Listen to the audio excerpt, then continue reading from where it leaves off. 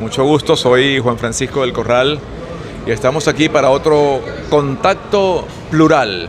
Esta vez vamos a hablar de lo que sucede en el mundo con el petróleo.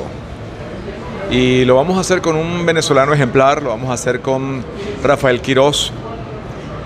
Rafael es economista petrolero. Rafael viene de una amplia carrera parlamentaria, política, escritor. Nos acaba de dedicar su libro y ya viene otro en camino, que de eso vamos a hablar en este programa. Pero así, entrándole rapidito a todo esto, Rafael, el impacto mundial, el impacto regional y el impacto local de la invasión de Rusia a Ucrania. Bueno, la situación actual en cuanto a, por decirlo así, a temas de guerra se refiere específicamente el problema Rusia-Ucrania, viene a traer a colación una vez más la importancia del petróleo hoy por hoy para el mundo desarrollado y muy específicamente, yo diría muy subrayadamente, al mundo industrializado. No hay guerras, ni grandes, ni pequeñas, ni medianas, que puedan darse sin la presencia del petróleo como materia prima para la iniciación, para el mantenimiento y finalización de esa guerra, lamentable y desgraciadamente. Pero el petróleo ha estado vinculado al mundo desarrollado desde que se hizo prácticamente la savia vital de ese mundo, o sea, del mundo desarrollado como tal. Y bueno, y como tal, pues entonces el petróleo recobra en estos momentos de escenarios guerreristas, por supuesto, de tensiones geopolíticas y de ambiente belicista, recobra, por supuesto, su importancia, porque ninguna de esas unidades militares, ni siquiera de los uniformes ni nada de lo que llevan puesto cada uno de los soldados, los combatientes allí, se hace sin el petróleo. Entonces, todos esos elementos guerreristas, factores, elementos, etcétera, forman parte de esa inmensa caravana de productos que salen del petróleo, que sobrepasa los 7.800 artículos elaborados, semielaborados, etcétera, etcétera. Bueno, frente a eso, por supuesto, los países petroleros recobran una importancia singular, sobre todo países que están aglomerados en lo que llamamos la OPEP+, que la integran 23 países, de los 52 países que producimos y exportamos petróleo en el mundo. Entonces, bueno, recobra importancia Arabia Saudita, recobra importancia, por supuesto, Rusia, que es un actor de primera allí y que es uno de los grandes productores de petróleo, recobra importancia Venezuela más allá de la caída de su producción. Y bueno, recobra importancia el petróleo como tal, porque en estos momentos, por supuesto, de guerras y de conflictos, no vemos los paneles solares por ninguna parte, ni tampoco los parques de eólicos tampoco que se han instalado. Y bueno, sigue el petróleo, por supuesto, siendo el mandamás dentro de la matriz energética y que constituye, junto con otras dos materias primas como el gas y el carbón, constituyen el 83% de toda la demanda energética del mundo hoy por hoy. Rafael, ese efecto del petróleo sobre estas energías naturales, estas energías eólicas, que pareciera que se apagan.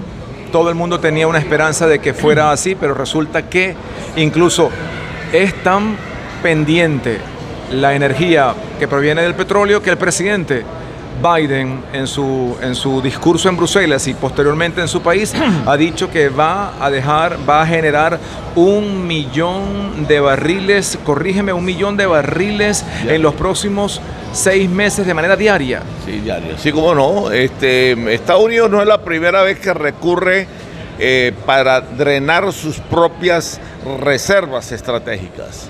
El presidente Biden ofreció 1 millón de barriles diarios por 6 meses, es decir, 180 millones de los 576 millones que tiene de reservas de barriles Estados Unidos en sus cuencas que son de terminales de almacenamiento que tiene, y de allí va a drenar 180 millones de barriles. Lo que pasa es que 1 millón de barriles no hacen, por así decirlo, no hacen selva ni hacen montaña en estos momentos en que la producción petrolera y el consumo ya han sobrepasado por primera vez en el mundo, por primera vez en la historia petrolera, han superado los 100 millones de barriles diarios. Y Estados Unidos, valga decir de que varias veces ha recurrido a las reservas estratégicas. Se recurrió Estados Unidos cuando Bill Clinton, también que yo recuerde cuando Obama, el presidente Trump también. Bueno, eso por supuesto trae cierto amortiguamiento a la demanda petrolera, pero no soluciona el problema. Ahí tiene Estados Unidos razón cuando invita a la Unión Europea a hacer esfuerzos, a los países productores. Estamos hablando, por supuesto, de Inglaterra, o sea, del Reino Unido. Estamos hablando también de algunos países que timoratamente producen algunos barriles. Están hablando también, por supuesto, de menguar un poco el consumo, ahorro de energía, etcétera, etcétera. Bueno, todos esos malabarismos y todas esas acrobacias en términos energéticos son valederas. Pero eso no va a solucionar el problema en el fondo, porque el problema de fondo va a presentarse cuando quede realmente impactado la producción rusa a partir de las medidas que tome Estados Unidos contra Rusia, es decir, de las sanciones que parten al inicio o desde el 22 de abril de este mes. Todavía Rusia está suministrando y está vendiendo petróleo y derivados a Estados Unidos.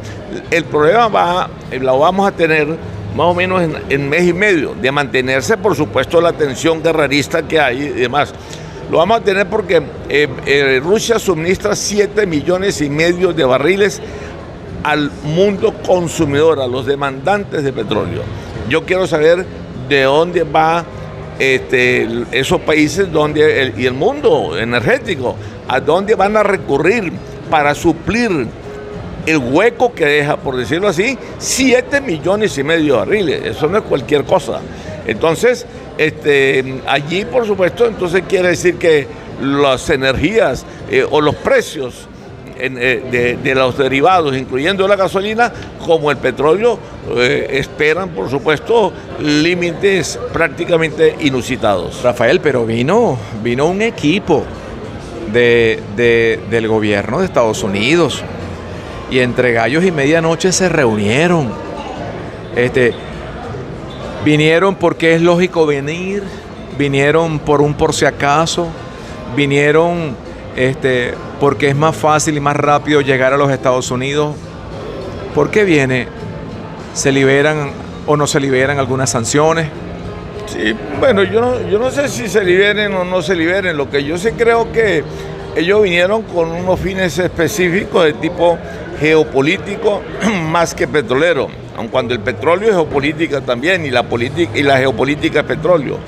Pero ni el gobierno venezolano, los que estuvieron en la reunión, ni tampoco la Casa Blanca o el Departamento de Estado informaron de que se había tocado el tema petrolero. Yo creo que allí el tema vino de tipo netamente geopolítico, dado el escenario que hay en estos momentos en Ucrania o entre Ucrania, Rusia y el mismo Estados Unidos, y que vinieron a tocar esos elementos. Vinieron a tocar también, me imagino yo, el caso de los 8 presos políticos norteamericanos que hay aquí en Venezuela. Vinieron a tocar el reinicio seguramente, y eso sí estoy seguro, de las conversaciones de México, el diálogo con la oposición.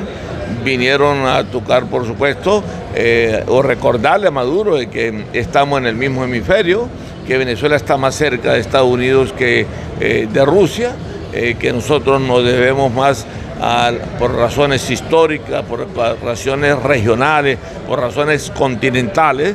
Estamos un tanto más compenetrados o interconectados Venezuela, Estados Unidos, Estados Unidos, Venezuela.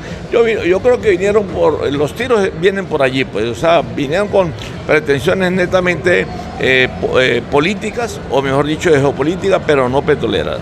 En este momento Estados Unidos no necesita del petróleo venezolano para poder apaciguar las aguas que causan la ausencia de 665,000 barriles, que es lo que Rusia actualmente todavía le está proporcionando a Estados Unidos, de lo cual el 70%, es decir, 465,000 barriles, son puros productos y derivados, y 30% netamente crudo. Estados Unidos puede resolver perfectamente eso con sus dos grandes proveedores de petróleo, los dos primeros proveedores que son a su vez vecinos, que es Canadá y México. Y si necesitara ante un supuesto caso elástico ya tener que recurrir al cuarto suministrador, que Arabia Saudita, lo haría. Pero repito, con los dos primeros, con México y Canadá, es suficiente para solventar ese problema. Así que ni Estados Unidos necesita eso, ni Venezuela tampoco está en condiciones de proveerle a Estados Unidos los 665,000 barriles que en estos momentos le está suministrando Rusia. Sobre todo porque hay como dije, 465, 470 de puros productos. Nosotros no estamos refinando ni siquiera para abastecer el parque interno venezolano, el mercado interno nacional, que lo constituye el parque automotor, 3,5 millones de vehículos. Y necesitamos 200,000, 230,000, no estamos ni siquiera supliendo para nosotros mismos. ¿Cómo vamos a sustituirle o cómo vamos a auxiliar a Estados Unidos con esos derivados que no estamos produciendo ni siquiera para nosotros mismos, ni tampoco en crudos? La producción que tenemos nosotros, de los 800,000 barriles, ya está comprometido con los clientes mediante contratos estructurales que hay que cumplir, hay que honrar, porque si no nos sometemos a juicios en tribunales internacionales por incumplimiento y por irresponsabilidad. Y no hay tiempo en estos momentos, ni están dadas las circunstancias para Venezuela aumentar su producción de aquí a finales de diciembre.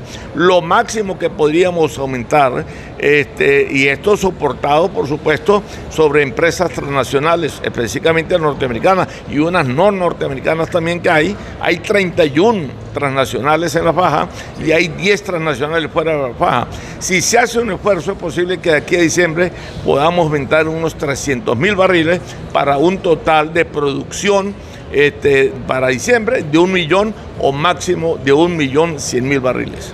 Rafael, estás hablando de Chevron, estás hablando de Schlumberger, estás hablando de empresas famosas que hacen vida en Estados Unidos y que hacen vida en todo el mundo. Y en una nota de prensa que ha sido publicada y te han rebotado muchísimos medios de comunicación en toda América Latina, se habla de una posibilidad de que se puedan liberar sanciones o dar cumplimiento a esas exigencias de los Estados Unidos. ¿Qué estaría pasando tras todo esto? Bueno, pues Estados Unidos puede ablandar un poco las sanciones. Yo creo que en verdad las sanciones han llegado a trastocar y afectar y a complicar un poco más la situación dentro de PDVSA. Pero ojo, las sanciones no fueron el origen de toda esta crisis petrolera que trae Venezuela. Es decir, la crisis de PDVSA no arranca hace 3 años con las sanciones. La crisis de PDVSA arranca en el año 2005, cuando empieza la caída de la producción petrolera. Y hace 8 años, 9 años, cuando empieza la caída de la capacidad de refinación nuestra. En aquel momento no existía en el diccionario de la política venezolana la palabra sanciones. Entonces, bien Chevron ha podido hacer esas inversiones antes del 19. ¿Por qué no las hizo? Si Chevron está aquí desde el 94, desde la apertura petrolera. Respóndete tú, ¿por qué no las hizo? No las hizo precisamente porque ni Chevron ni ninguna empresa transnacional están dispuestas a seguir invirtiendo sus propios recursos, seguir invirtiendo sin que PDVSA como contraparte, como contrapartida o como consecuencia o como reciprocidad a la sociedad que tienen, aporte también capital. Si PDVSA no tiene capital, que no la tiene, por supuesto, entonces no puede aportar. Entonces los socios transnacionales no son ningunos tontos para ellos solamente hacer las inversiones y que PDVSA se permanezca de brazos cruzados hasta que aumente la producción petrolera o se digne en empezarle a pagar a las transnacionales. Valga decir que a la Chevron se le debe actualmente sobre los $2.000 millones en este momento, y lo mismo un tanto a las otras empresas, a Halliburton y a Baker y a toda esa empresa se le está debiendo en menor cantidad, pero aún se le debe. Así que aquí no va a venir ninguna empresa transnacional a exponer sus capitales cuando el Estado venezolano, cuando la República, la nación, el país, la revolución no tienen un centavo para invertir. El problema de PDVSA es un problema estructural, no es un problema coyuntural, ni mucho menos de sanciones. Es un problema estructural, es decir, de fundamentos propios de la industria petrolera venezolana. Rafael, ¿qué debería entonces hacerse para levantar con base a las energías en Venezuela esta situación? Venezuela siempre ha tenido petróleo. Bueno, al menos quienes estamos en esta mesa hoy compartiendo contigo casi mediados de abril del 2022, hemos vivido de esas providencias de tener petróleo en algún momento de Venezuela. Conocemos una Venezuela próspera. ¿Qué es lo que tiene que pasar? Porque nosotros siempre hemos creído en el petróleo y lo que vimos en esta Venezuela fue crecer y progresar con base al petróleo. ¿Qué es lo que hay que hacer? Bueno, lo que había que hacer y la hay que hacer todavía es precisamente tratar de diversificar tanto como sea la economía venezolana. El problema fundamental, capital de todo esto y de todos estos años, los últimos 100 años en Venezuela, fue que nosotros nos concentramos solamente en la parte petrolera y no le dimos importancia a otros sectores y a otros factores y a otros medios de la economía venezolana. Y entonces el petróleo, la estructura de la economía petrolera se tragó las estructuras de las demás economías. Y el petróleo quedó en Venezuela reinando prácticamente para siempre. Entonces, en estos momentos de crisis aflora, por supuesto, esa verruga en el rostro de la economía venezolana, que es el petróleo, debido a que nosotros bailamos, vivimos, comemos, tomamos, todo en relación al petróleo. Nosotros convertimos al petróleo en todo, y el petróleo para nosotros se convirtió en todo, menos en salud, en medios de producción, en educación, en infraestructura. Y entonces, bueno, resulta que nos dimos cuenta, por supuesto, en estos momentos, más remarcadamente, de que seguimos dependiendo del petróleo. Tenemos un cordón umbilical en doble vía, en doble dirección con el petróleo venezolano. ¿Y qué es el petróleo? Hoy por hoy, el tema básico, original, el tema de desarrollo económico y el tema, yo diría, fundamental y trágico de la economía venezolana. ¿El futuro de Venezuela depende del petróleo o definitivamente en este programa has dicho que no aparecieron las energías distintas al petróleo? ¿Depende Venezuela del petróleo? ¿Por qué? Venezuela y todos los países, sean petroleros o no petroleros, desarrollados o no desarrollados, seguiremos dependiendo del petróleo. La era del petróleo se niega a morir, y mucho más en nuestro país, donde vemos en circunstancias actuales, podemos palparlo, de que desde luego nuestra dependencia del petróleo es vital, básica y única. Y entonces no podrá haber futuro en Venezuela, ni a corto, ni a mediano, ni a largo plazo, que no sea proveniente de recursos venidos del petróleo. Así que el petróleo, independientemente de la situación que viva en estos momentos PDVSA, de baja producción, de cero casi refinación, vamos a seguir dependiendo. Y será sobre esas ruinas de la industria petrolera que tenemos hoy en día. Será sobre esa chatarra donde se van a originar los recursos para reconstruir no solamente PDVSA, sino también para reconstruir el país que espera por nosotros, por supuesto, de ingentes cantidades de dinero, pero que lamentablemente seguirán proviniendo del petróleo. Rafael, el nuevo libro que va a salir en los próximos días, cuéntanos un poquito rapidito ya para cerrar el programa. Bueno, ese libro se titula, una edición de Editorial Panapo, va a estar a la venta en las librerías en Venezuela en unas 3 semanas. Se titula Los presidentes y el petróleo, historia petrolera de la democracia venezolana. Es un análisis crítico que yo hago a las políticas petroleras que empezaron o arrancaron con la democracia venezolana en 1959 y que terminaron también con la misma democracia venezolana en 1999. Es decir, desde el periodo de Betancur hasta el periodo de Caldera, yo analizo allí quinquenalmente. Esa es la modalidad de la periodicidad. Por quinquenio voy analizando con mucha objetividad, con mucha imparcialidad, por decirlo así, con la verdad académica por delante. Hago un análisis de lo que fue la Venezuela petrolera en la democracia venezolana. Amigos, ¿depende Venezuela y los países del petróleo?